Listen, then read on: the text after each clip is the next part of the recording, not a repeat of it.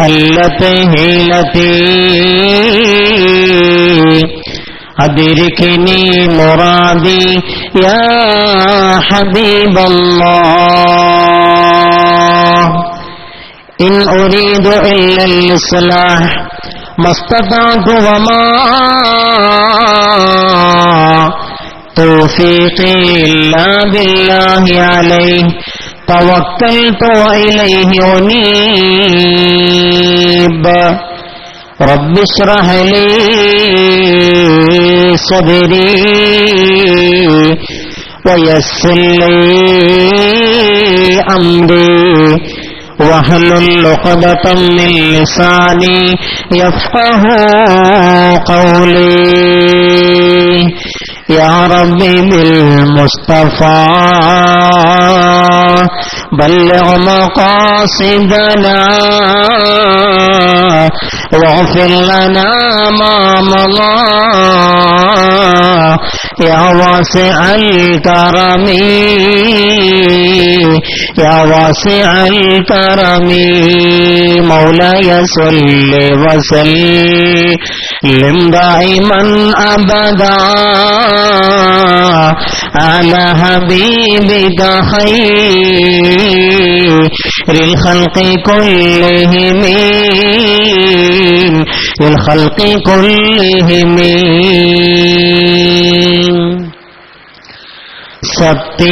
സത്യദീനിൻ മക്കളെ സത്യം തെളിച്ച ഗുരുക്കളെ സത്യത്തിൻ പാതയിലായെന്നും നീളമായിടുവാനേ സത്യദീനിൻ മക്കളെ സത്യം തെളിച്ച ഗുരുക്കളെ സത്യത്തിൻ പാതയിലായെന്നും നീളമായിടുവാനേകനെ പണ്ഡിത ശ്രേഷ്ഠരായുള്ള പാപകറകളെ നീക്കിയ പാത തെളിച്ചു നൽകിയ പണ്ഡിതരെയെന്നോർക്കുവാൻ സത്യദീനിൻ മക്കളെ സത്യം തെളിച്ച ഗുരുക്കളെ സത്യത്തിൻ പാതയിലായെന്നും നീളമായിടുവാനേകനെ കണ്ണിയത്തും ശംസുലുലമയും പേര് തെളിച്ച പാതയിൽ സമസ്തയുടെ പിന്നിലായി സമത്വത്തോടെ നടന്നിടാൻ കണ്ണിയത്തും ശംസുലുലമയും പേര് തെളിച്ച പാതയിൽ സമസ്തയുടെ പിന്നിലായി സമത്വത്തോടെ നടന്നിടാൻ സത്യദീനിൻ മക്കളെ സത്യം തെളിച്ച ഗുരുക്കളെ സത്യത്തിൻ പാതയിലായെന്നും നീളമായിടുവാനേകനെ. ഏറ്റവും ബഹുമാനം നിറഞ്ഞ സയ്യിദന്മാരെ, ഈ പ്രദേശത്തെ ബഹുമാനം നിറഞ്ഞ ഖത്തീബ് ഉസ്താദുമാരെ, ഉമ്മറാക്കളെ, വേദിയിൽ ഉപവിഷ്ടമായ നേതാക്കന്മാരെ, എന്റെ ശബ്ദം ശ്രവിച്ചുകൊണ്ടിരിക്കുന്ന സഹോദര സഹോദരിമാരെ, അല്ലാഹു സുബ്ഹാനഹു വ തആല തീർത്തും നമ്മുടെ ഈ സംഗമം അല്ലാഹു ചൈതന്യവത്തായ ഒരു അമലായി നമ്മിൽ നിന്നും സ്വീകരിക്കുമാറാവട്ടെ. ഇതിന്റെ തുടക്കം മുതൽ അവസാനം വരെ ആരൊക്കെ ഇതുമായി സഹകരിക്കുന്നുവോ സഹായിക്കുന്നുവോ അവർക്ക് അല്ലാഹു സുബ്ഹാനഹു വ തആല പകരം നൽകുമാറാവട്ടെ. ആമീൻ ബിറഹ്മതിക യാ അർഹമർ റഹീമീൻ. പ്രിയമുള്ള മുഅ്മിനീങ്ങളെ, മുഅയ്യിനുൽ ഇസ്ലാം പള്ളി കമ്മിറ്റിയുടെ ആഭിമുഖ്യത്തിൽ നടത്തപ്പെടുന്ന ശംസുൽ ഉലമ കണ്ണിയത്ത് ഉസ്താദ് അനുസ്മരണ സമ്മേളനവും കാസർഗോഡ് ജില്ലയിലെ കുമ്പള പ്രദേശത്ത് തലപൊക്കി നിൽക്കുന്ന വൈജ്ഞാനിക ഗോപുരം ഇമാം ഷാഫി ഇസ്ലാമിക് അക്കാദമിയുടെ സമ്മേളന പ്രചരണ യോഗത്തിലുമാണ് നാം നിലകൊള്ളുന്നത്. സമയം വളരെയധികം വൈകിയതുകൊണ്ട് പരിമിതമായ സമയമാണ് എനിക്ക് നൽകിയിട്ടുള്ളത്.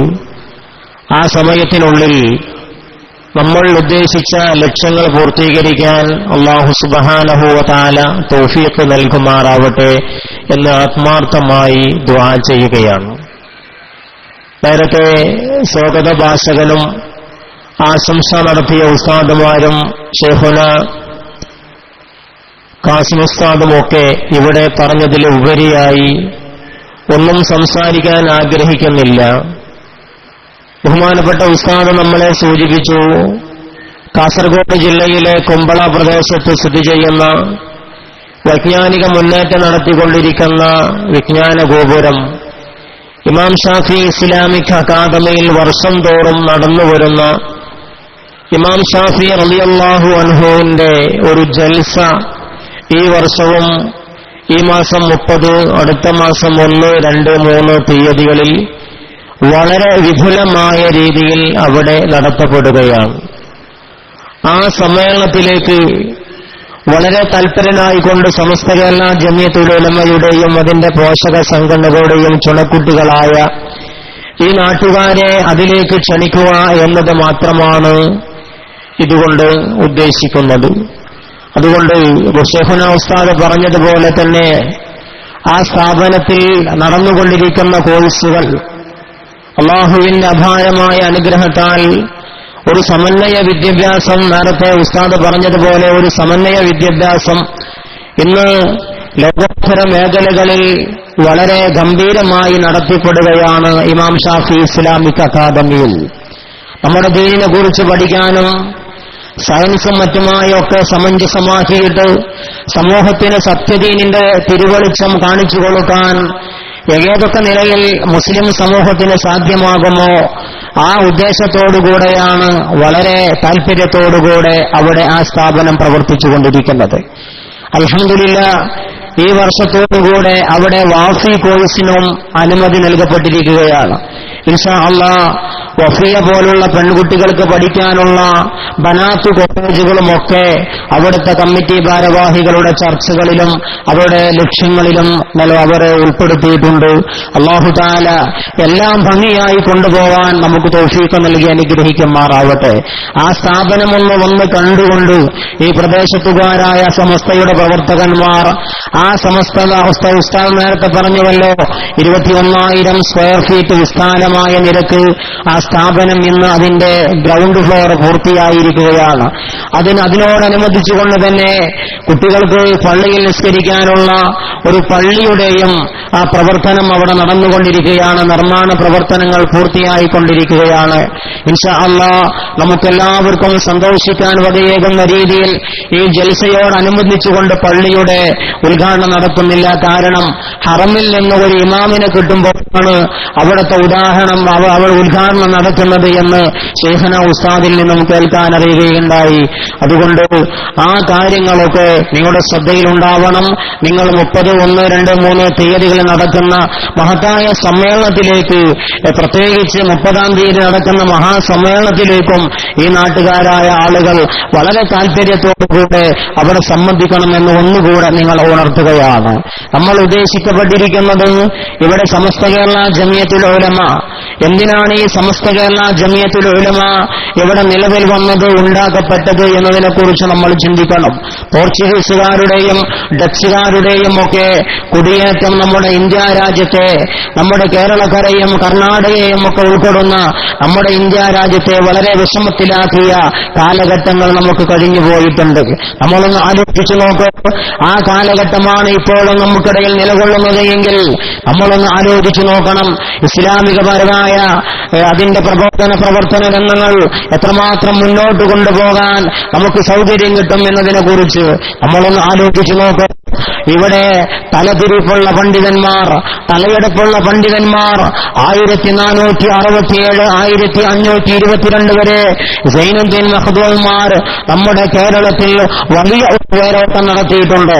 1556 അബ്ദുൽ അസീസ് മഖ്ദൂമാരും ഇങ്ങനെ രണ്ടാമനും ഒന്നാമനുമൊക്കെ നമ്മുടെ ഈ കേരള രാജ്യവും കർണാടകവും ഉൾക്കൊള്ളുന്ന ഇന്ത്യ രാജ്യത്തിന്റെ പുരോഗതിക്ക് വേണ്ടി അവർ അഹോരാത്രം പ്രവർത്തിച്ചപ്പോൾ നമ്മുടെ കൈകളിൽ ഏൽപ്പിക്കപ്പെട്ടിരിക്കുന്ന ഈ അന്തരീക്ഷം നമുക്ക് ലഭ്യമായത് അവരുടെ കൈകളിലൂടെയാണ്. മമ്പുറം തങ്ങളും ഉമർ ഖാസി തുടങ്ങുന്ന ആളുകൾ, ഞാൻ വിശാലമായ ചർച്ചയ്ക്ക് സമയമെടുക്കുകയല്ല, വളരെ ശുഷ്കമായ സമയമായതുകൊണ്ട് അതിലൂടെ നമുക്ക് ഒരു ഓട്ടപ്രദക്ഷിണം നടത്തുക എന്ന് മാത്രമാണ് ഞാൻ ആഗ്രഹിച്ചുകൊണ്ടിരിക്കുന്നത്. മഹാനായ നബി കരീം സല്ലല്ലാഹു അലൈഹി വസല്ലമയുടെ കാലഘട്ടത്തിൽ തന്നെ ഇസ്ലാമിക പ്രബോധനം ഇവിടെ നടമാടിയിട്ടുണ്ട്. ഇസ്ലാമികമായ പ്രബോധനത്തിന്റെ വെള്ളിക്കോവിലുകൾ നമ്മുടെ കേരളക്കരയിലും കർണാടകയിലുമൊക്കെ തുടക്കമായിട്ടുണ്ട്. അതിന്റെ തിരികൾ ഇവിടെ തെളിയിക്കപ്പെട്ടിട്ടുണ്ട്. അതുകൊണ്ട് നമ്മളൊന്ന് ആലോചിച്ചു നോക്കാം. ഈയൊക്കെ നല്ല നിലയിൽ നടന്നു പോകുമ്പോൾ ബിദ്അത്തുകാരായ ഒരു കൂട്ടം ആളുകൾ നമ്മുടെ ജീവിതത്തിന് ഒരുതരം കറ പിടിപ്പിക്കാൻ വേണ്ടി രംഗത്ത് വരികയാണ്. ബിദ്അത്തുകാരായ ആളുകൾ ആരാണെന്നറിയുമോ?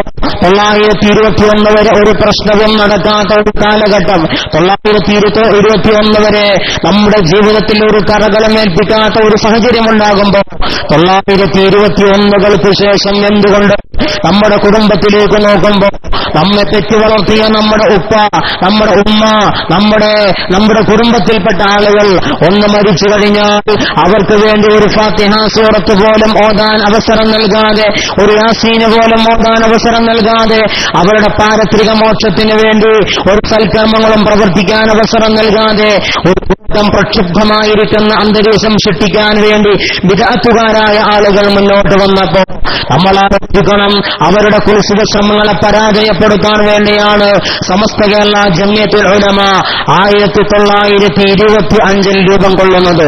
നമ്മളൊന്ന് ആലോചിച്ചു നോക്ക്. 1926 പള്ളിയിൽ 26 വിപുലമായിരിക്കുന്ന ഒരു സമ്മേളനം നടത്തിയിട്ട് അവിടെ സമൂഹത്തിന് കാര്യമായ ഒരു ചിന്ത ഉണർത്തി കൊടുക്കാൻ സമസ്ത കേരള ജംഇയ്യത്തുൽ ഉലമയുടെ തലയെടുപ്പുള്ള പണ്ഡിതന്മാർക്ക് അവസരം കിട്ടി. നമ്മളൊന്ന് ആലോചിച്ചു നോക്ക്.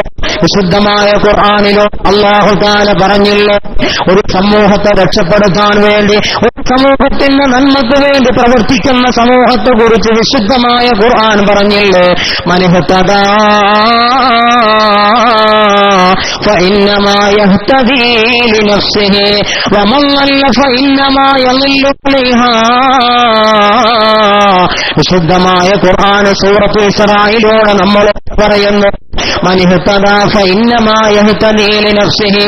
ആരെങ്കിലും സന്മാർഗം സിദ്ധിച്ച, ആരെങ്കിലും ഒരു ധർമ്മകരമായ കാര്യങ്ങളിലേക്ക് ഒരു മനുഷ്യനെ കൊണ്ടുവരുമ്പോൾ അതുകൊണ്ടുള്ള മെച്ചം ലഭ്യമാകുന്നത് ആർക്കാണെന്നറിയുമോ?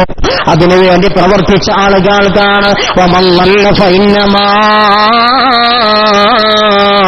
യളില്ലു അലൈഹാ. വിശുദ്ധമായ ഖുർആൻ പറയുന്നു, ഒരു സമൂഹത്തെ മോശത്തിലേക്ക് ഒരാളെ നയിച്ചു കഴിഞ്ഞാൽ, അല്ലെങ്കിൽ സ്വന്തം ശരീരത്തെ നാശത്തിലേക്ക് വലിച്ചെറിഞ്ഞു കഴിഞ്ഞാൽ അവരതുകൊണ്ടുള്ള നഷ്ടവും അവന് തന്നെയാണ്. നമ്മളൊന്ന് ആലോചിച്ചു നോക്ക്. ഒരു സമൂഹം മീൻ പിടിക്കാൻ വേണ്ടി മുന്നോട്ട് വന്നപ്പോ, വെള്ളം കലക്കിയിട്ട് മീൻ പിടിക്കാൻ വേണ്ടി മുന്നോട്ട് വന്നപ്പോ തലയെടുപ്പുള്ള പണ്ഡിതന്മാരായ അഗ്രശിഷ്യന്മാരായിരിക്കുന്ന ഉലമാക്കൾ ഒരു രംഗത്ത് വന്നതെന്തിനു വേണ്ടിയാണ്? സമൂഹത്തെ രക്ഷപ്പെടുത്താൻ വേണ്ടിയാണ്. സമസ്ത കേരള ജംഇയ്യത്തുൽ ഉലമയെ പോലെയുള്ള സംഘടനകൾക്ക് രൂപം നൽകാൻ വേണ്ടിയാണ്. അതുകൊണ്ട് നമ്മളൊന്ന് ആലോചിക്കണേ. അല്ലാഹുവിന്റെ ഹബീബ് സല്ലല്ലാഹു അലൈഹി വസല്ലമ പറയുന്നു, തഹറഉ സിദ്ഖ ഫഇൻ റഅയ്തും ഇനിൽ ഹലകത ഫീഹി ഫഇന്ന ഫീഹി നജാത്ത്. അല്ലാഹുവിന്റെ ഹബീബ് സല്ലല്ലാഹു അലൈഹി വസല്ലമ പറയുന്നു, തഹറഉ സിദ്ഖ, നിങ്ങൾ സത്യത്തെ മുറുകെ പിടിക്കണേ. ഫഇൻ റഅയ്തും ഇനിൽ ഹലകത, ഒരു കാര്യത്തിൽ നിങ്ങൾക്ക് ഭാവി തലമുറയെ കുറിച്ച് ആലോചിക്കുമ്പോൾ അവിടെ പ്രശ്നങ്ങളുണ്ടെന്ന് കണ്ടാൽ ഒരു സംഘടന രൂപീകരിക്കുമ്പോൾ അല്ലാഹുവിന്റെ ഹബീബ് സല്ലല്ലാഹു അലൈഹി വസല്ലമ പറയുകയാണ്, ആ വാക്കുകൾ നമ്മളൊന്ന് ആലോചിച്ചു നോക്കുമ്പോൾ മഹാന്മാരായിരിക്കുന്ന പണ്ഡിതന്മാർ ഒരു സംഘടന രൂപീകരിക്കുമ്പോൾ ചില ആളുകൾക്ക് തോന്നുന്നു ഇത് നാശം, ഇത് വിധിച്ചിരിക്കുകയാണ്, ഇതിൽ ഒരുപാട് അപകടങ്ങൾ വരാനുണ്ടോ എന്ന് ഒരു മനുഷ്യന്മാർക്ക് തോന്നിയാൽ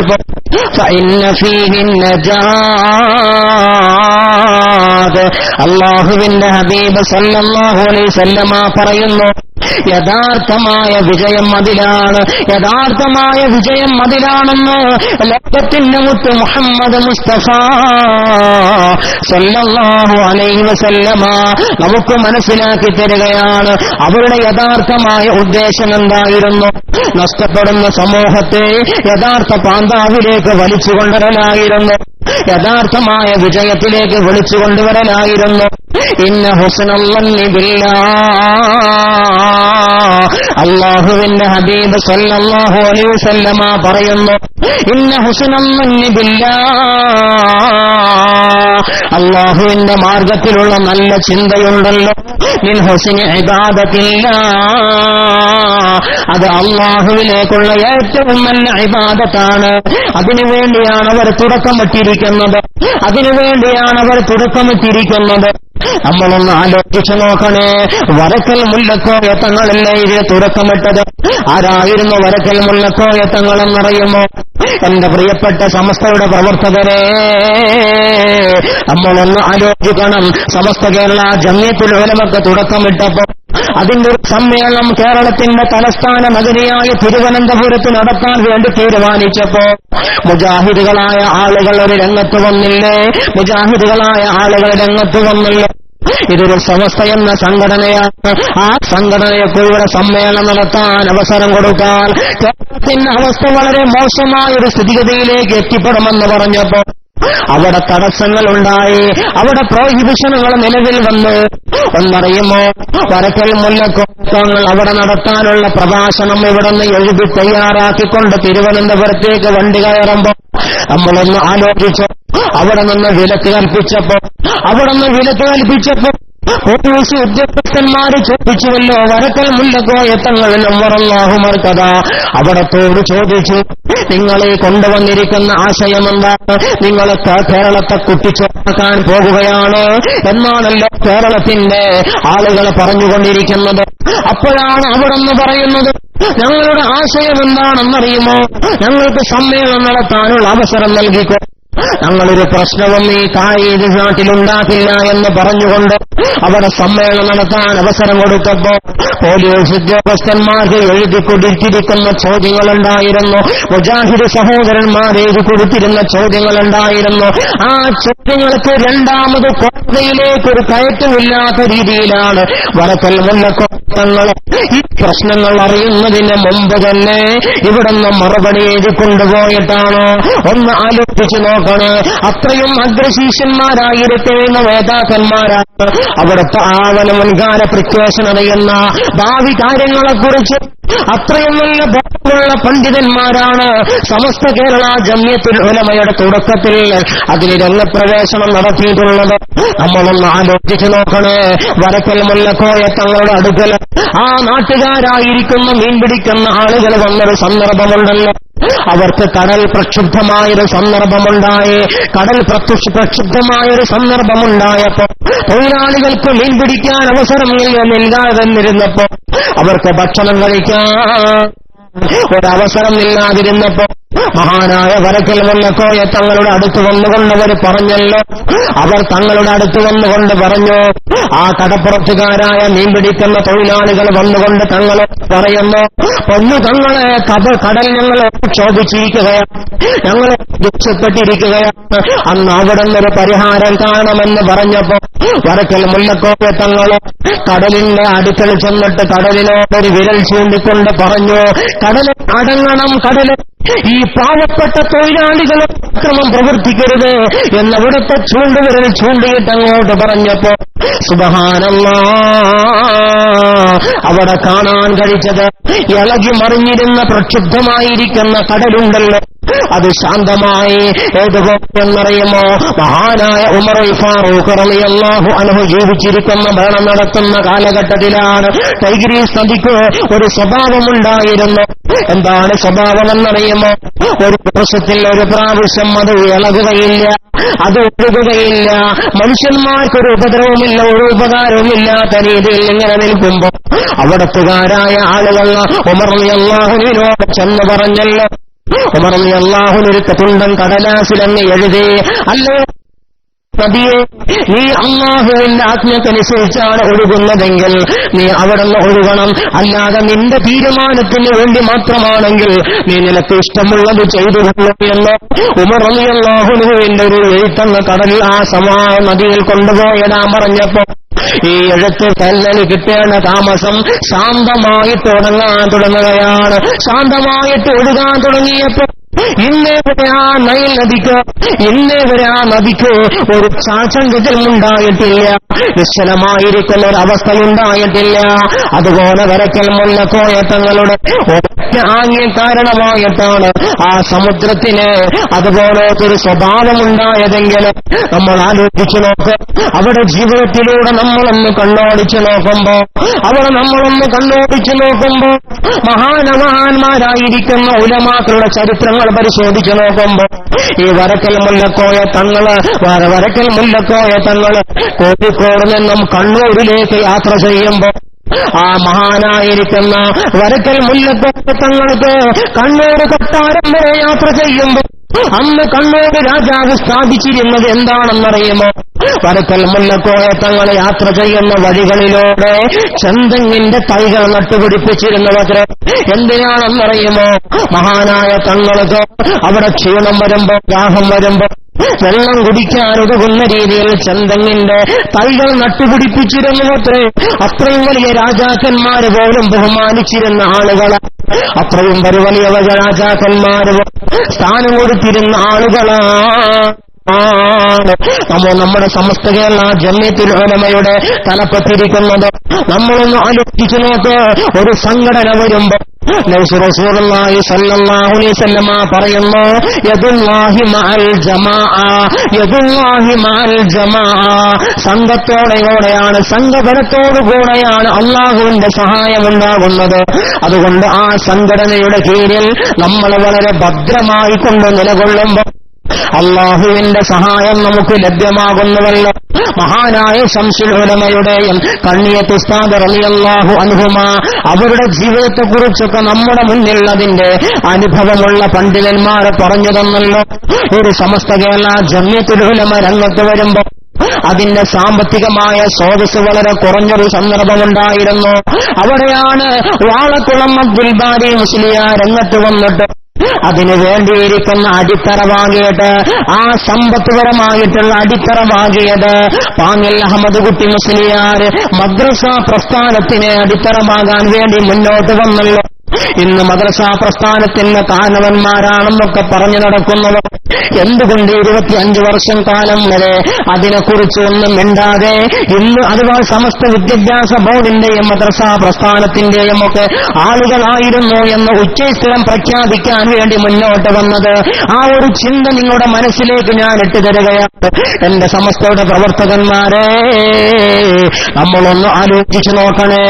മിന്നിത്തിളങ്ങുന്ന നക്ഷത്രം സമസ്ത കേരള ജംഇയ്യത്തുൽ ഉലമക്ക് വേണ്ടി പ്രവർത്തിച്ചിരിക്കുന്ന ഖുതുബി മുഹമ്മദ് മുസ്ലിയാർ, അവിടെ ചരിത്രങ്ങളിലൂടെ ഞാൻ പോകുന്നില്ല, എങ്കിലും ബർക്കത്തിന് വേണ്ടി ഓരോന്ന് പറഞ്ഞുകൊണ്ട് നമുക്ക് മുന്നോട്ട് നീങ്ങാം. മഹാനായ ഖുതുബി മുഹമ്മദ് മുസ്ലിയാർ നവ്വറല്ലാഹു ബർക്കത ആരായിരുന്നു? പള്ളിയിലേക്ക് നടന്നു പോകുമ്പോ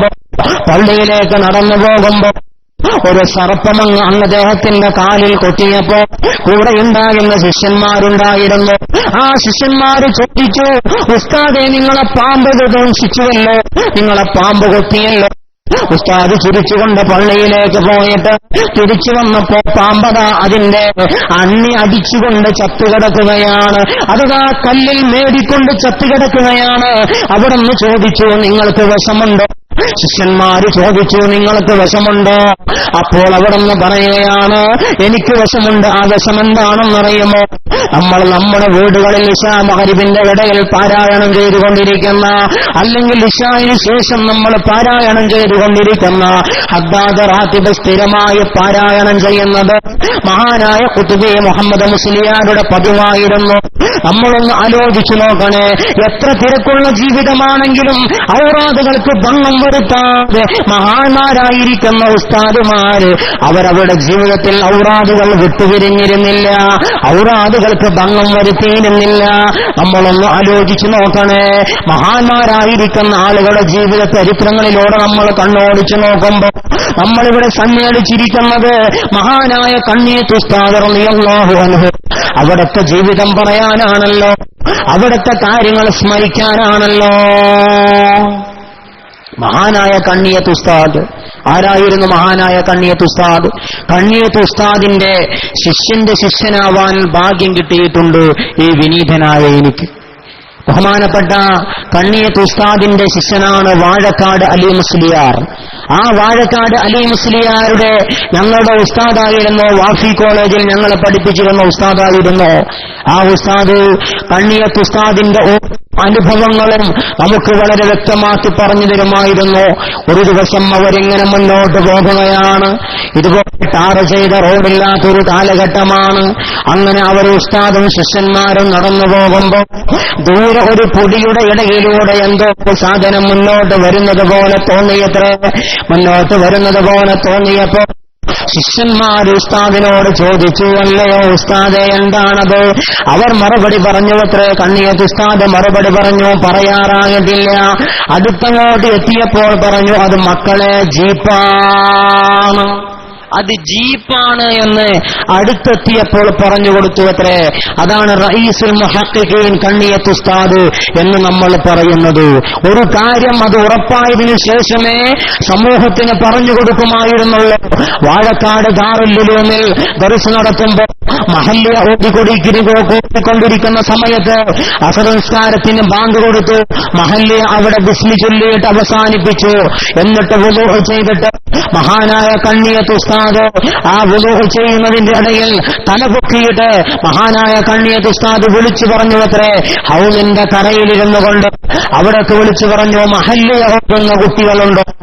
എവിടെ പോയി മഹല്ലിയ ഓതുന്ന കുട്ടികൾ എന്ന് ചോദിച്ചിട്ട് ആ മുത്തല്ലിമികൾ മുന്നോട്ട് വന്നപ്പോ അവിടെ നിന്ന് ഉസ്താദ് പറഞ്ഞു കൊടുത്തു അത്രേ, മഹല്ലിയിൽ നമ്മൾ പറഞ്ഞ മസ്അല അങ്ങനെയല്ല ഇങ്ങനെയാണ്, നേരത്തെ ഓതിയ മസ്അല അങ്ങനെയല്ല ഇങ്ങനെയാണ് എന്ന് മഹാനായ കണ്ണിയത്ത് ഉസ്താദ് അവിടെ നിന്ന് പറഞ്ഞു കൊടുത്തപ്പോ അള്ളാഹുവിനെ ഭയക്കുന്ന ആ പണ്ഡിതൻ ആ കുട്ടികൾ രണ്ടാമതൊരു ചോദ്യം ചോദിച്ചു, ഉസ്താദേ, നിസ്കാരം കഴിഞ്ഞതിന് ശേഷം ഞങ്ങൾക്ക് പറഞ്ഞു തന്നാൽ മതിയായിരുന്നല്ലോ എന്ന് ചോദിച്ചപ്പോ അവിടെ നിന്ന് കണ്ണിൽ നിന്ന് 1-2 കണ്ണുനീർത്തുള്ളികൾ താഴെ വീഴ്ത്തിയിട്ട് അവിടെ നിന്ന് കണ്ണിയത്ത് ഉസ്താദ് പറഞ്ഞു അത്രേ, ഈ അഹമ്മദ് മഗ്‌രിബ് ഈ അസ്ർ നിസ്കാരത്തിന് ശേഷം ഉണ്ടാകുമോ എന്ന് എന്തുറപ്പാണ്? അതിന് മുമ്പ് ഞാൻ മരണപ്പെട്ട് നിങ്ങൾക്ക് തെറ്റിതിരുത്തി തരുന്നതിന് മുമ്പെങ്ങാനും ഞാൻ മരണപ്പെട്ടു പോയാൽ അതിന് അഹമ്മദ് ഉത്തരവാദിയല്ലേ? നുണ പഠിപ്പിച്ചു എന്ന് അള്ളാന്റെ കോടതിയിൽ വെച്ച് ഞാൻ ഏറ്റു പറയേണ്ടി വരുമെന്നില്ലേ എന്ന് മഹാനായ കണ്ണിയത്ത് ഉസ്താദ് പറഞ്ഞുവെങ്കിൽ അള്ളാഹുവിന്റെ സാമീപ്യം കരസ്ഥമാക്കിയവരായിരുന്നു മഹാനായ കണ്ണിയത്ത് ഉസ്താദ്. നമ്മളൊന്ന് ആലോചിച്ചു നോക്ക്, വാഴക്കാട് എന്ന പ്രദേശത്താണ് ഉസ്താദിന്റെ ജീവിതം നടന്നത്. പക്ഷേ ജനിച്ചതോ മഞ്ചേരിക്കടുത്തുള്ള ഒരു പ്രദേശത്താണ്. തൊട്ടക്കാട് എന്ന് പറയുന്ന സ്ഥലത്താണ് മഹാനായ കണ്ണിയത്ത് ഉസ്താദ് ജനിച്ചത്. പിന്നീട് വാഴക്കാട് എന്ന് പറയുന്ന കോഴിക്കോട് ജില്ലയുടെ ഒപ്പം നടന്നു കിടക്കുന്ന വാഴക്കാട് പഞ്ചായത്തിലെ ദാറുൽ ഉലൂം കോളേജിലാണ് ഉസ്താദിന്റെ ജീവിതം മുഴുവനും ഉണ്ടായിരുന്നത്. അവിടുത്തെ പള്ളിയിലാണ് ഉണ്ടായിരുന്നത്. നമ്മളൊന്ന് ആലോചിച്ചു നോക്കണം. മഗ്‌രിബ് നിസ്കാരം കഴിഞ്ഞിട്ട് ഒരിക്കൽ മഹാനായ കണ്ണിയത്ത് ഉസ്താദ് റോട്ടിലൂടെ നടന്നുകൊണ്ട് അവിടുത്തെ വീട്ടിലേക്ക് പോകുമ്പോൾ ആളെ കാണുന്നില്ല. സ്ട്രീറ്റ് ലൈറ്റുകളൊന്നുമില്ലാത്ത കാലഘട്ടത്തിൽ മഹാനായ കണ്ണിയത്ത് ഉസ്താദ് ചോദിച്ചു, ഒരു മനുഷ്യൻ മനുഷ്യൻ അതിനെ കുളിച്ചു പോകുകയാണ്. അദ്ദേഹത്തിന്റെ ടീഷർട്ടും ബനിയനുമെല്ലാം അലക്കിയിട്ട് അദ്ദേഹത്തിന്റെ തോളിലിട്ടുകൊണ്ട് അദ്ദേഹം നടന്നു പോകുമ്പോൾ ആരാണെന്ന് ചോദിച്ചു. പക്ഷേ ആ മനുഷ്യൻ മറുപടി പറഞ്ഞില്ല. രണ്ടാമതും ചോദിച്ചു ആരാണെന്ന് ചോദിച്ചപ്പോ അപ്പോഴും മറുപടി പറഞ്ഞില്ല. മൂന്നാമത് ചോദിച്ചു ആരാണെന്ന് ചോദിച്ചപ്പോ അപ്പോഴും മറുപടി പറഞ്ഞില്ല. അപ്പോൾ കണ്ണിയത്ത് ഉസ്താദ് പറഞ്ഞു, സംസാരിക്കാൻ കഴിയാത്ത പൊട്ടനാണല്ലേ എന്ന് പറഞ്ഞപ്പോ നമ്മളൊന്ന് ആലോചിച്ചു നോക്ക്. വാഴക്കാട് മലപ്പുറം ജില്ലയിലെ കോഴിക്കോട് ജില്ലയോട് ഒപ്പം ചേർന്ന് കിടക്കുന്ന വാഴക്കാട് എന്ന പ്രദേശത്ത് പോകുന്നവരുണ്ടെങ്കിൽ ചോദിച്ചു നോക്ക്, ഇങ്ങനൊരു സംഭവം അവിടെ ഉണ്ടായോ? അവിടുത്തെ ക്രിസ്ത്യാനികളും ഹിന്ദുക്കളുമായ ആളുകൾ പറയും അഹമ്മദ് മുലിയാർ എന്നാണ് അവിടെ പറയുക. അഹമ്മദ് മുലിയാർ അങ്ങനെ ഒരു വർത്തമാനം പറഞ്ഞപ്പോ പിന്നീട് ആ മനുഷ്യന് മരിക്കുന്നത് വരെ സംസാരിക്കാൻ കഴിഞ്ഞിട്ടില്ല എന്നാണ്. നമ്മളൊന്ന് ആലോചിച്ചു നോക്ക്. മഹാനായ കണ്ണിയത്ത് ഉസ്താദിന്റെ വാക്കിന്റെ ഫലമാണ് നമ്മളവിടെ കണ്ടത്. ഒരു വാക്ക് പറഞ്ഞാൽ പിന്നീട് അപ്പുറത്തേക്കില്ല. ഞാൻ ജോലി ചെയ്തിരുന്ന എടവണ്ണപ്പാറ ടൗണ് ജുമാ മസ്ജിദിന്റെ ഒരു സെക്രട്ടറി ഉണ്ടായിരുന്നു, ഉണ്ണീൻ ഹാജി എന്ന് പറയുന്ന മനുഷ്യൻ. ആ മനുഷ്യൻ മഹാനായ കണ്ണിയത്ത് ഉസ്താദിന്റെ ഏറ്റവും വലിയ അടുത്ത ആളായിരുന്നു. വീട്ടിലൊരു പപ്പായ ഉണ്ടായാൽ ആദ്യം കൊണ്ടുപോയി കൊടുക്കുന്നത് കണ്ണിയത്ത് ഉസ്താദിനായിരുന്നു. വീട്ടിലൊരു ഒരു വാഴ കുഴച്ചു വന്നാൽ അത് ആദ്യമായി കൊണ്ടുപോകുന്നത് കണ്ണിയത്ത് ഉസ്താദിനായിരുന്നു. അങ്ങനെ അവിടുത്തെ ജീവിതത്തിൽ ഒരു വാഴ കുലച്ചപ്പോ ഒരു കായ അതിൽ പഴുത്തു വന്നപ്പോ മഹാനായ കണ്ണിയത്ത് ഉസ്താദിന് അത് ഭക്ഷിക്കാൻ വേണ്ടി അവിടുത്തെ തിട്ടയിൽ കൊണ്ടുപോയി വെച്ചുകൊണ്ട് അദ്ദേഹം തിരിച്ചു പോന്നു. ഒരാഴ്ച കഴിഞ്ഞതിനു ശേഷം അദ്ദേഹം വീണ്ടും അങ്ങോട്ട് ചെന്നപ്പോൾ ആ വാഴക്കുല പഴുത്ത് അത് ചീഞ്ഞ് നീരൊഴുകുന്ന ഒരവസ്ഥാവിശേഷം കണ്ടപ്പോ അവിടുന്ന് ഹാജിയാർ ചോദിച്ചു, അല്ലയോ ഉസ്താദേ, നിങ്ങൾ ഈ വാഴക്കുല നിങ്ങൾ കഴിച്ചില്ലേ എന്ന് ചോദിച്ചപ്പോ അവിടുന്ന് പറഞ്ഞത് അത് ആർക്കാണെന്ന് നിങ്ങൾ പറഞ്ഞിട്ടില്ലല്ലോ, അത് ആർക്കാണെന്ന് നിങ്ങൾ പറയാത്തത് കൊണ്ട് അത് ഞാൻ ഭക്ഷിച്ചില്ല. ഇങ്ങനെ എത്രയെത്രയോ സംഭവങ്ങളാണ് മഹാനായ കണ്ണിയത്ത് ഉസ്താദിന്റെ ജീവിത ചരിത്രങ്ങളിലൂടെ നമുക്ക് കണ്ണോടിച്ചു നോക്കുമ്പോൾ നമുക്ക് കാണാൻ സാധിക്കുന്നത്. നമ്മളൊന്ന് ആലോചിച്ചു നോക്ക്. വയനാടുകാരായ ആളുകൾ, വയനാട് ജില്ലയിലെ പ്രമുഖരായിരിക്കുന്ന ആളുകൾ, തേയിലത്തോട്ടമുള്ള പ്രമുഖരായിരിക്കുന്ന ആളുകൾ ആ ഉസ്താദിനെ കാണാൻ വേണ്ടി അങ്ങോട്ട് വരുമ്പോ, അവിടേക്ക് വരുമ്പോ ചെറിയ തരിയുള്ള അല്ലെങ്കിൽ വലിയ തരിയുള്ള ഒരുപാട് ചായപ്പൊടികൾ കൊണ്ടുവരാറുണ്ടായിരുന്നു. അവർ അങ്ങോട്ട് കയറി വരുമ്പോ നിങ്ങൾ ഇങ്ങോട്ട് ശ്രദ്ധിക്കും. അങ്ങോട്ട് കയറി വരുമ്പോ ആ വയനാട്ടുകാരായ ആളുകൾ ആ ഉസ്താദ് ചോദിക്കും ഇത് എന്തിനാണെന്ന് ചോദിക്കുമ്പോ വയനാട്ടുകാര് മറുപടി പറയുമത്രേ, അത് ഉസ്താദിന്റെ അടുത്തേക്ക് വരുന്നവർക്ക് ചായ ഉണ്ടാക്കി കൊടുക്കാനാണ്. ആ ഒരു വർത്തമാനം കേൾക്കുമ്പോ മഹാനായ ഉസ്താദ് പറഞ്ഞു അത്രേ, മോനെ, കുഞ്ഞുമോനെ, ഇങ്ങോട്ട് വാ, ഇത് നമ്മുടെ ഡപ്പിയിൽ വെക്കരുത്, ഇത് നമ്മുടെ വീട്ടുകാർ ഉപയോഗിക്കുന്ന ചായപ്പൊടിയുടെ പാത്രത്തിൽ വെച്ച് പോകരുത്, ഉടൻ തന്നെ അത് മാറ്റിവെക്കണേ, ഇതിവിടെ വരുന്നവർക്ക് ചായ ഉണ്ടാക്കാനുള്ളതാണെന്ന് മഹാനായ കണ്ണിയത്ത് ഉസ്താദ് പറഞ്ഞുവെങ്കിൽ ഇങ്ങനെ എത്രയോ സംഭവങ്ങൾ അവിടുത്തെ ജീവിതത്തിലൂടെ നമുക്ക് കാണാൻ കഴിയുന്നതാണ്. ഒരു ഉസ്താദും കുറച്ച് നാട്ടിലെ പ്രമുഖന്മാരായ ആളുകളും കണ്ണിയത്ത് ഉസ്താദിനെ ഒരിക്കൽ കാണാൻ ചെന്നു.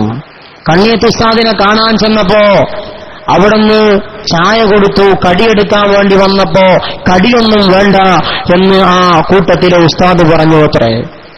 കടിയൊന്നും വേണ്ട എന്ന് പറഞ്ഞപ്പോ രണ്ടാമത് കടി വെന്നു കൊടുത്തപ്പോ ആദ്യമായി കൊണ്ട് കടിയെടുക്കാൻ വേണ്ടി കൈ നീട്ടിയത് കടി വേണ്ട എന്ന് പറഞ്ഞ ഉസ്താദാണ്. കടി വേണ്ട എന്ന് പറഞ്ഞ ഉസ്താദ് കടിയടിക്കാൻ വേണ്ടി കൈ നീട്ടുമ്പോ മഹാനായ കണ്ണിയത്ത് ഉസ്താദ് പറഞ്ഞു, നിങ്ങൾക്കത് ഹറാമാണ്, നിങ്ങളത് എടുക്കാൻ പാടില്ല, നിങ്ങൾ വേണ്ട എന്ന് പറഞ്ഞതാണ്, അതുകൊണ്ട് അത് എടുക്കാൻ പാടില്ല എന്ന് മഹാനായ കണ്ണിയത്ത് ഉസ്താദ് അവിടുന്ന് പറയുകയാണ്. നമ്മളൊന്ന് ആലോചിച്ചു നോക്ക്. മഹാനായ നബി സല്ലല്ലാഹു അലൈഹി വസല്ലം പറയുന്നു, അസ്സുഹുദു ഫിദ്ദുനിയാ യുരീഹുൽ ഖൽബ വൽ ജസദ. അല്ലാഹുവിന്റെ ഹബീബ് സല്ലല്ലാഹു അലൈഹി വസല്ലമ പറയുന്നു, അസ്സുഹുദു ഫിദ്ദുനിയാ, ദുനിയാവിൽ ഒരാൾ പ്രപഞ്ചത്യാഗിയായിക്കൊണ്ട് ജീവിതം നയിച്ചാൽ യുരീഹുൽ ഖൽബ വൽ ജസദ, അവിടെ മനസ്സിന് സമാധാനമുണ്ടാകുന്നു, അവിടെ ശരീരത്തിനും സമാധാനമുണ്ടാകുന്നു. നമ്മളൊന്ന് ആലോചിച്ചു നോക്കണേ. മൻ ഖാഫല്ലാഹ യഖാഫു കുല്ല ശൈഇൻ, അല്ലാഹുവിനെ ഒരാൾ ഭയന്നു കഴിഞ്ഞാൽ അവനെ എല്ലാ വസ്തുക്കളും ഭയക്കുന്നതാണ്. അല്ലാഹുവിനെ ഭയന്നുകൊണ്ട് ഒരാൾ ജീവിതം നയിക്കുമ്പോൾ അവനെ എല്ലാ വസ്തുക്കളും ഭയക്കുന്നതാണെന്ന് ലോകത്തിന്റെ മുത്തേ മുഹമ്മദ് മുസ്തഫ സല്ലല്ലാഹു അലൈഹി വസല്ലമ നമുക്ക് പഠിപ്പിച്ചു തരികയാണ്. ഇനി രണ്ടാമതായി നമ്മുടെ ചർച്ചയിലേക്ക് കയറി വരുന്നതാരാ? മഹാനായ ശംസുൽ ഉലമായി റളിയല്ലാഹു അൻഹുമാണ്. മഹാനായ ശംസുൽ ഉലമാ റളിയല്ലാഹു അൻഹു, മഹാനായ ശംസുൽ ഉലമയെ കുട്ടികൾക്ക് ജാമിഅ നൂരിയ അറബി കോളേജിൽ പഠിക്കുന്ന കുട്ടികൾക്ക് എത്രയോ വലിയ പേടിയായിരുന്നു. 6 കിലോമീറ്റർ അപ്പുറത്തുള്ള പെരിന്തൽമണ്ണ എന്ന് പറയുന്ന സ്ഥലത്ത് മഹാനായ ശംസുൽ ഉലമ എത്തിയെന്നറിഞ്ഞാൽ അവിടുത്തെ കുട്ടികൾ ശ്വാസം വിടുന്ന സൗണ്ട് വരെ കേൾക്കില്ലായിരുന്നു. ആരായിരുന്നു അവിടുത്തെ കുട്ടികൾ? ഇന്ന് നാം നമ്മുടെ നാട്ടിലൂടെ വലിയ ഉസ്താദുമാരായി നമ്മൾ അറിയപ്പെടുന്ന ഫൈസിമാരായ ആളുകളായിരുന്നു അവിടുത്തെ അന്നത്തെ കുട്ടികൾ. അവർ ശ്വാസം വിടാതെ അടക്കി പിടിച്ചു നിൽക്കുന്ന സന്ദർഭങ്ങൾ ഉണ്ടായിട്ടുണ്ട്. നമ്മളൊന്ന് നോക്ക്. മഹാനായ ശംസുൽ ഉലമ ദീനിനെ വളർത്തിയെടുത്തത് അവിടുത്തെ ഹിക്മത്തിലൂടെയാണ്, അവിടുത്തെ തന്ത്രങ്ങളിലൂടെയാണ്. ഇൽമു മാത്രമല്ല, അവിടുത്തെ തത്വജ്ഞാനവും ഒരുപാട് ഹിക്മത്തുകളും മഹാനായ ശംസുൽ ഉലമ റളിയല്ലാഹു അൻഹുവിന് ഉണ്ടായിരുന്നു. നമ്മളൊന്ന് നോക്കണേ. മഹാനായ ശംസുൽ ഉലമ റളിയല്ലാഹു അൻഹുവിന്റെ ബുദ്ധി പരീക്ഷിക്കാൻ വേണ്ടി ഒരിക്കൽ ഒരു മുതഅല്ലിമ് ഒരു 110 വോൾട്ടില് അവന്റെ തലയിട്ടിട്ട് അവന്റെ തലപ്പാവ് സ്ഥാപിച്ചു. അവന്റെ മുൻഭാഗം മുതൽ ബാക്ക് ഭാഗം വരെ മൂടിക്കെട്ടുന്ന രീതിയിൽ ഒരാൾ തലപ്പാവ് സ്ഥാപിച്ചു. ആ മുതഅല്ലിമ് വിചാരിച്ചത് ശൈഖുനയുടെ മുമ്പിലൂടെ ഞാൻ നടക്കുമ്പോൾ ശൈഖുന വിചാരിക്കുന്നു, എന്താണ് ശൈഖുന വിചാരിക്കുന്നതെന്നറിയുമോ? മുടി നീട്ടി വളർത്തിയിട്ട് കാണാതിരിക്കാൻ വേണ്ടി അദ്ദേഹം തലപ്പാവ് ധരിച്ചതാണ് എന്ന് വിചാരിക്കണമെന്ന് മനസ്സിലാക്കിയിട്ട് ശൈഖുനയുടെ മുന്നിലൂടെ നടന്നപ്പോ ശൈഖുന ആ ഇശാ മഗ്രിബിന്റെ ഇടയിൽ ഒരു പോയിന്റ്, ഒരു രേഖ പോലെ തുറന്നു കിടക്കുന്ന കവാടത്തിന്റെ ഉള്ളിലൂടെ നോക്കിയിട്ട് മഹാനായ ശൈഖുന ശംസുൽ ഉലമാ റളിയല്ലാഹു അൻഹു ആ മുതഅല്ലിമിനെ വിളിച്ചുകൊണ്ട് ചോദിച്ചു, അല്ലയോ മുതഅല്ലിമേ, കെട്ടഴിക്കട, തലപ്പാവഴിക്കണ എന്ന് പറഞ്ഞപ്പോ അവിടുന്ന് തലപ്പാവഴിച്ചപ്പോ അവൻ മുഴുവനായിട്ട് മൊട്ടയടിച്ച് അവന്റെ തല മുഴുവനും മുണ്ടനം ചെയ്ത രീതിയിലാണുണ്ടായത്. ശംസുൽ ഉലമ വിചാരിച്ചതിനെതിരായി പോയി. പക്ഷെ അവിടെ നിന്നും ശംസുൽ ഉലമ ഒരിക്കലും പത്തി മടക്കിയില്ല. ആ മുതഅല്ലിമിനോട് അവിടുന്ന് പറയുകയാണ്, മോനെ, ജൂതന്മാരുടെയും നമ്മുടെയും കെട്ട് വ്യത്യാസപ്പെടുന്നത് ഉള്ളിൽ തൊപ്പിവെച്ച് കെട്ടുമ്പോഴാണ്. ഉള്ളിൽ തൊപ്പിവെച്ച് കെട്ടണ എന്ന് മഹാനായ ശംസുൽ ഉലമ റഹ്മത്തുള്ളാഹി അലൈഹി അതേ സമയത്ത് വെച്ച് അവരോട് മറുപടി പറയുകയുണ്ടായി. നമ്മളൊന്ന് ആലോചിച്ചു നോക്ക്. മഞ്ചേരിയുടെ പട്ടണത്തിന്റെ ഏറ്റവും നല്ല നെറ്റിത്തടത്തിൽ ഒരു സംവാദം നടന്നുവല്ലോ. ക്രിസ്ത്യാനികളുമായി കൊണ്ട് സംവാദം നടക്കുമ്പോൾ മഹാനായ ശംസുൽ ഉലമ റളിയല്ലാഹു അൻഹുവിനോട് ഒരു പാതിരി എണീറ്റ് നിന്നിട്ട് ചോദിച്ചു, നിങ്ങളുടെ നബിയാണല്ലോ മുഹമ്മദ് നബി, ആ മുഹമ്മദ് നബിയുടെ ആൺമക്കളെ മുഴുവനും അല്ലാഹു തആല മരിപ്പിച്ചു കളഞ്ഞല്ലോ. എന്നാൽ ഇബ്രാഹിം എന്ന് പറയുന്ന കുട്ടി മരിക്കുന്ന സമയത്ത് നിങ്ങളുടെ പ്രവാചകന് വലിയ ദുഃഖമുണ്ടായിരുന്നു എന്നാണല്ലോ ചരിത്രങ്ങളിലൂടെ പറയുന്നത്. എന്നാൽ ഒരു പ്രവാചകനാണല്ലോ, അള്ളാഹുവിനോട് ഏറ്റവും അടുത്ത ആളാണല്ലോ, നിങ്ങൾ എന്തുകൊണ്ട് അവിടെ വെച്ചുകൊണ്ട് നിങ്ങളുടെ പ്രവാചകന് അള്ളാഹുവിനോടൊന്ന് ചെന്ന് പറയാമായിരുന്നല്ലോ, എന്റെ കുട്ടിയെ തിരിച്ചു തരണമേ എന്ന് പറയാമായിരുന്നല്ലോ, എന്തുകൊണ്ട് പറഞ്ഞില്ല എന്ന് ശംസുൽ ഉലമ റഹ്മത്തുള്ളാഹി അലൈഹിയോട് പറഞ്ഞപ്പോ അവിടുന്ന് ശംസുൽ ഉലമ മറുപടി പറഞ്ഞത്, അങ്ങനെയൊന്നും സംഭവിക്കൂല എന്നല്ല. മുഹമ്മദ് നബി അള്ളാഹുവിന്റെ അടുത്തേക്ക് പോയി. അള്ളാഹുവിന്റെ അടുത്തേക്ക് പോയപ്പോ അള്ളാഹു സുബ്ഹാനഹു വ തആല തന്നെ താടിക്ക് കൈ കൊടുത്തിട്ട് അവിടെ ദുഃഖിച്ചിരിക്കുകയാണ്. അപ്പോൾ പാതിരി ചോദിച്ചു, എന്താണ് അള്ളാഹു തആല ദുഃഖിച്ചിരിക്കാനുള്ള കാരണമെന്ന് ചോദിച്ചപ്പോ അവിടുന്ന് മറുപടി പറയുകയാണ്, അള്ളാഹു സുബ്ഹാനഹു വ തആലയുടെ സ്വന്തം മകനായ ഈസാ നബിയെ തന്നെ ഒരു കൂട്ടം ആളുകൾ കുരിശിലേറ്റി കൊന്നപ്പോ അള്ളാഹുവിനെ തടുക്കാൻ കഴിഞ്ഞിട്ടില്ല. പിന്നീട് എങ്ങനെയാണ് എന്റെ മകനെ അള്ളാഹു കൊല്ലും, അള്ളാഹു തആല മരിപ്പിക്കുമ്പോ തിരിച്ചു തരണമേ എന്ന് ഞാൻ പറയുക? എങ്ങനെയാണ് എന്റെ മകനെ എനിക്ക് തിരിച്ചു തരണമെന്ന് പറയുക? അവർ മുള്ളുകുത്തിയാൽ മുള്ളുകൊണ്ട് മുള്ളെടുക്കുന്നത് പോലെ അവരുടെ വാദമായിരുന്നു ഈസാ നബി അലൈഹിസ്സലാം ദൈവപുത്രനാണെന്ന്.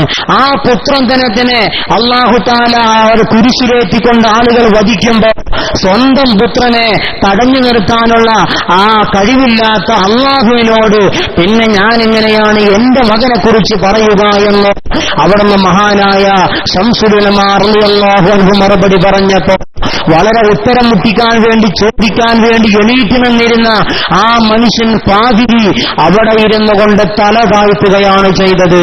നമ്മളൊന്ന് ആലോചിച്ചു നോക്കൂ, മഹാനായ ശംസുൽ ഉലമാ റളിയല്ലാഹു അൻഹുവിന്റെ ഓരോ ഹിക്മത്ത് നമ്മളൊന്ന് ആലോചിച്ചു നോക്കണം. കടപ്പുറത്തുകാരായ ആളുകളോട് മഹാനായ ശംസുൽ ഉലമാ റളിയല്ലാഹു അൻഹു ആ സമീപനം നടത്തിയതെന്താ? അവർക്ക് മീൻ പിടിക്കാനും അവരോട് അല്ലേ നിലക്ക് പെരുമാറാനും സമൂഹത്തോട് നല്ല നിലക്ക് പറഞ്ഞുകൊടുത്തത് മഹാനായ ശംസുൽ ഉലമാ റളിയല്ലാഹു അൻഹു ആയിരുന്നു. എടക്കര എന്ന് പറയുന്ന തമിഴ്നാടിനോട് ചേർന്ന് കിടക്കുന്ന മലപ്പുറം ജില്ലയുടെ ഓണാങ്കേറ മൂലയായിരിക്കുന്ന ആ എടക്കരയിൽ മഹാനായ ശംസുൽ ഉലമാ റളിയല്ലാഹു അൻഹു ഒരു ക്ലാസ് നടത്തിയപ്പോ അതിൽ 40 കുടുംബങ്ങളാണ് ഇസ്ലാമിലേക്ക് കടന്നു വന്നത്. 40 ആളുകളല്ല, 40 കുടുംബങ്ങളാണ് ഇസ്ലാമിന്റെ സാധ്വല തീരത്തേക്ക് കടന്നു വന്നത് എന്ന് ചരിത്രങ്ങൾ വായിക്കുമ്പോൾ നമുക്ക് കിട്ടാം. അവിടുത്തെ അധ്യാപനത്തിന്റെ ശൈലി, അവിടുത്തെ അധ്യാപനത്തിന്റെ ആ ഒരു മൂർച്ച, അവിടുത്തെ ആ ധൈര്യം അത്രയും വലുതായിരുന്നു എന്ന് നമുക്ക് മനസ്സിലാക്കണം. നമ്മളൊന്ന് ആലോചിച്ച് നോക്ക്.